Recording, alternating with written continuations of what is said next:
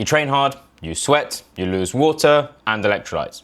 Therefore, you need to replace water and electrolytes.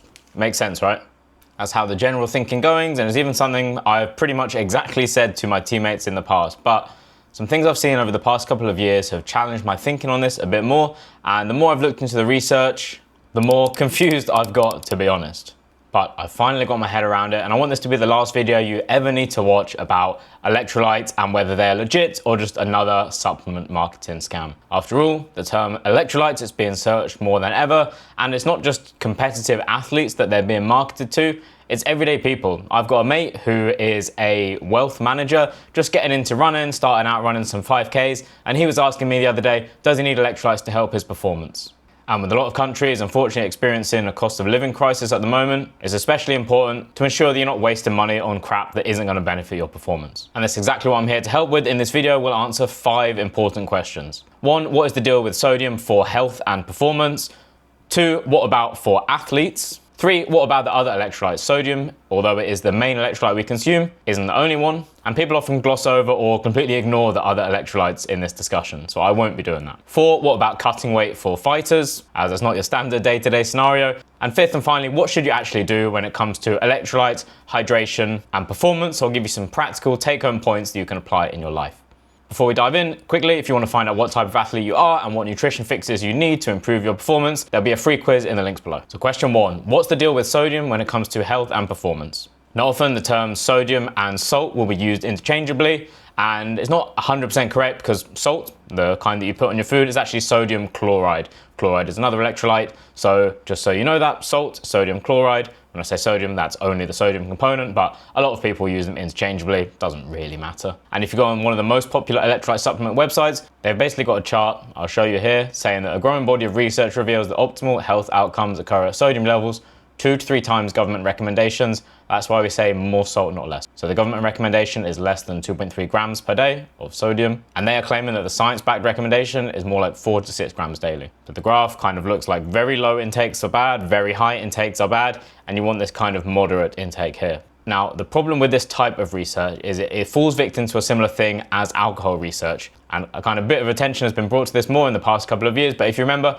a few years ago, it was common to say actually a little bit of alcohol is good for you. Specifically, people would say wine. Because when you look at populations and you look at people who consume 0 alcohol, there's actually a slight increased risk of death versus people who just have a very small amount. Now, the confounding factor is what type of people are going to be having 0 alcohol. That group is not only going to include health conscious people, but also people who are ex-alcoholics or can't consume alcohol for medical reasons, and they're going to be at an increased risk of dying. It's the same for salt and sodium intake. That group of people who have very low sodium intakes is also going to include people who have been put on a low sodium diet because of blood pressure issues, cardiovascular health issues, and so it sort of wraps them all up into one. And other research that has looked into this using different methods hasn't really showed the same like kind of J-shaped curve.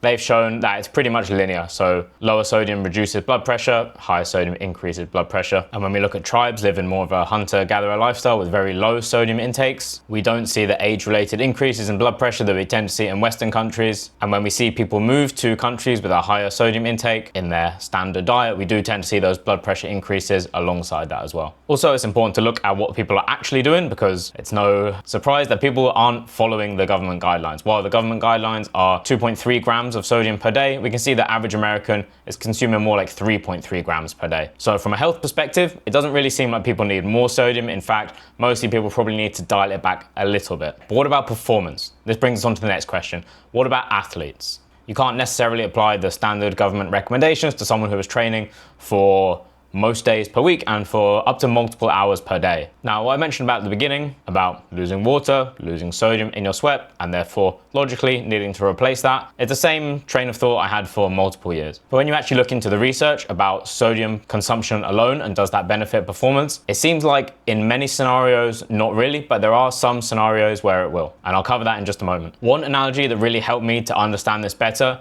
is to think about your blood like a soup. And when you're exercising, you're losing sweat, that's like boiling the soup on the stove. The longer you boil it for, the more water evaporates from it, and the thicker and more concentrated it gets. That's the same with our blood. When we lose Sweat, yes, we do lose some sodium, but we lose much more water. So as a result, our blood actually becomes more salty when we are dehydrated from sweating a lot. In that soup analogy, you've boiled the soup for a while on the stove, the water's evaporated, it becomes thicker, more concentrated, more salty. So to restore the consistency, it's a case of drinking water, adding some water back into the soup if we're continuing with that analogy. And if you've heard of the term hyponatremia, this occurs when people drink excessive amounts of water with little to no sodium alongside it as well. So the solution isn't just to down a load of water, because just like not enough of something, not enough water is bad for performance.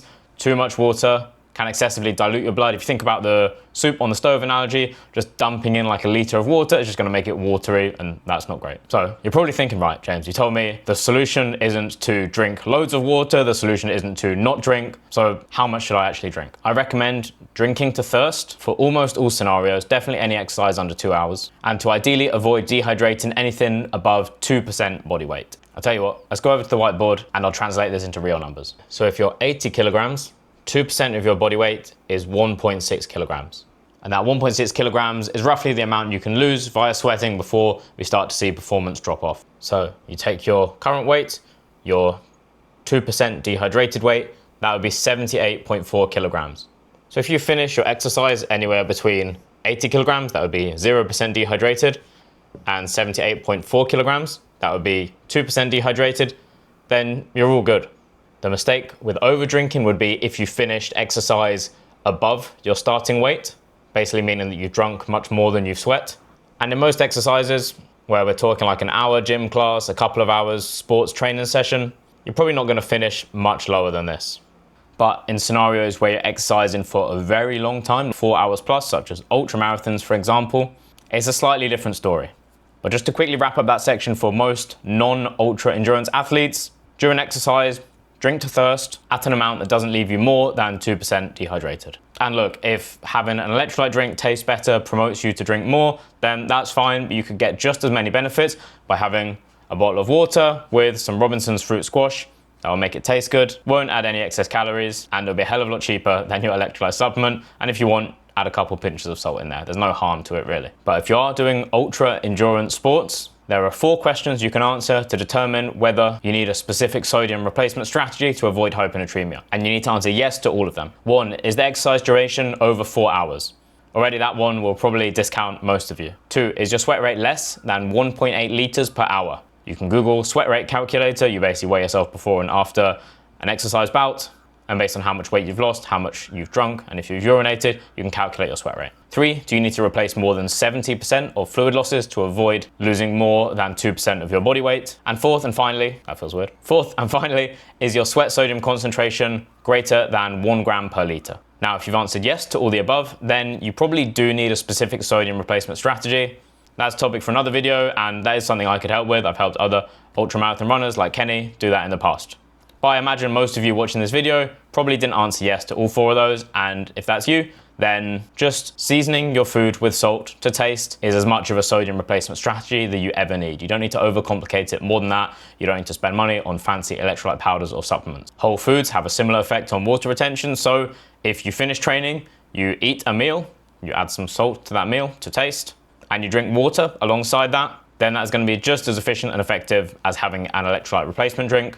And probably more effective since you're getting other nutrients, not only micronutrients, vitamins and minerals, but macronutrients, protein, carbs and fats alongside that as well. But James, what about for cramping? I've heard that sodium or electrolyte deficiency causes cramping. Therefore, I consume electrolytes, I don't cramp anymore. This is another one I used to personally believe. The more I've looked into the research on it, the more it seems like it's not such a simple story as that. There are so many other factors that can relate to cramping. Dehydration being one, which will be solved with simple water consumption.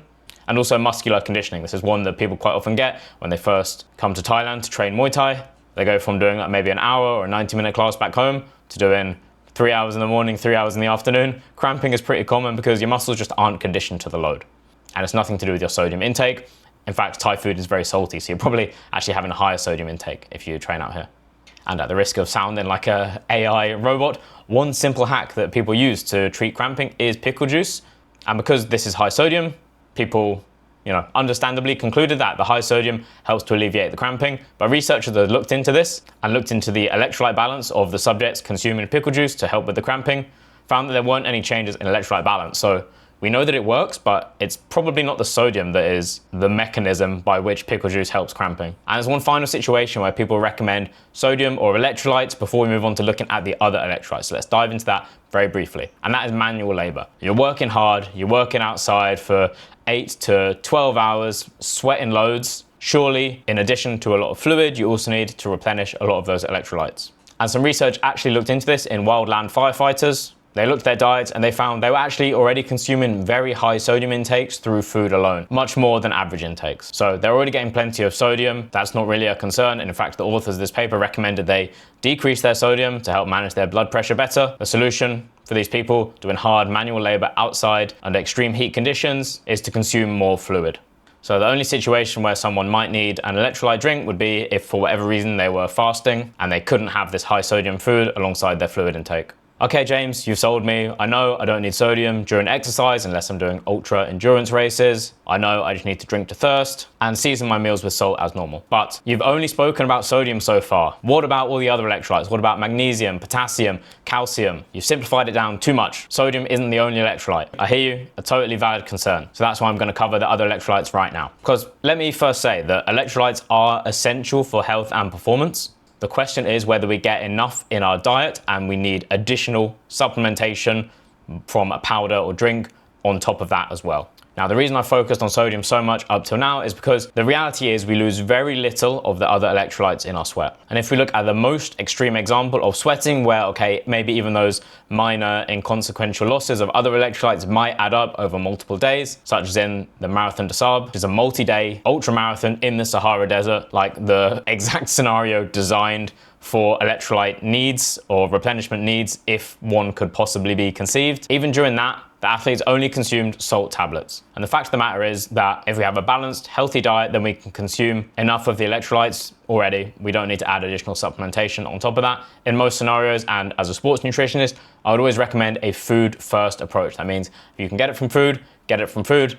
If you can't or it's impractical to, then okay, we can look to a supplement. You can increase your potassium intake through eating bananas, avocado, potatoes, spinach, citrus fruits, salmon, white beans, and mushrooms. You can increase your magnesium intake through eating pumpkin seeds, almonds, spinach, dark chocolate, black beans, quinoa, and brown rice. You can get high amounts of calcium through dairy foods like yogurt, milk, cheese, as well as broccoli, leafy greens, almonds, and tofu. And we don't need to try hard to find more sources of sodium in our diet. Most of the foods we eat contain a lot of sodium. And if you're adding salt to season your foods, then you probably don't need to worry about finding extra sources of sodium in your diet. And look, there's no problem with buying electrolyte powders if you've got the money for it, but normally they're very expensive. In fact, let's see how much. So assuming you're having one per day, a 1 month supply would cost you $45. That's not even including shipping. 45 to GBP. That's £33.70. Basically just over £1 a day for something that might not be benefiting you at all. But if you did want to look at a slightly different perspective, the ACSM, the American College of Sports Medicine, have a little bit more of a liberal approach to recommending sodium intake during exercise.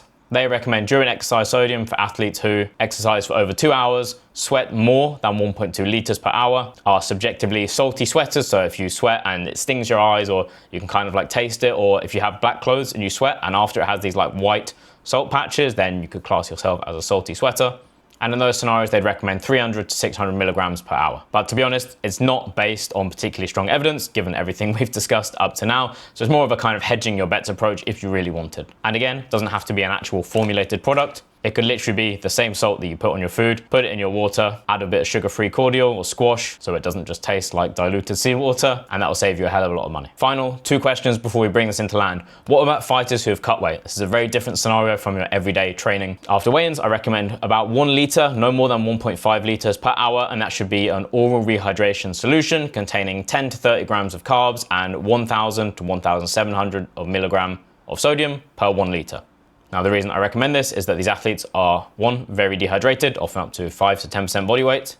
And often in the first hour, sometimes even the first 2 hours, depending on the athlete's individual gut tolerance, there might be no food or very little food being consumed alongside this fluid. And that's why we want to make sure we're getting the sodium in the fluid, because we can't be sure that it's coming alongside the food as well. So for the first 4 hours, I recommend fighters consume an oral rehydration solution. After that, regular food, seasoned with salt alongside water and sports drinks, does the exact same job. And finally, let me translate this into what you should actually do for your training session this afternoon, tomorrow, the rest of this week, and for the rest of your life, really. I don't want to just dump a bunch of science on you without telling you how to actually translate that into what to actually do. So number one, your fluid intake is most important. It's important to get that right first. I recommend 35 milliliters per kilogram you weigh as your daily baseline fluid intake. Let's go back to the whiteboard. Let's get rid of that. We'll stick with the same weight example. 80 kilograms times 35 is 80 times 35, 2.8 liters.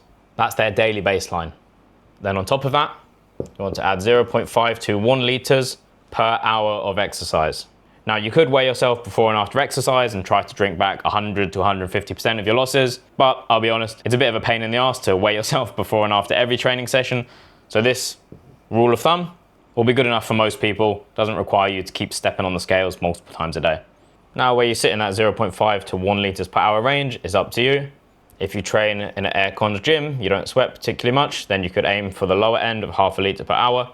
For this example, let's say this person exercises for an hour per day, just to keep it simple. Or if you train outside in a hot country or you just sweat a lot, then you can aim for the higher end of that. And what about your intra-training Gatorade or Lucozade Sport, or even your electrolyte sachets like this? And look, even though it literally says on it, electrolyte beverage, we can see from the ingredients, I don't know if you can see that, but it's 71% sucrose, 24% dextrose. It's basically all carbohydrates with some electrolytes in there as well. But in terms of the actual concentration of these packets, it's basically a sports drink in powder form. So you add this to this, that's a Gatorade, that's a Lucozade Sport. It's basically the same composition. But it's not the electrolytes in that are benefiting your performance, it's the carbohydrates, it's the sugar. The fast digesting sugars give you energy to keep performing well when your carb stores in your muscles and in your liver start depleting towards the end of your session. So these are great.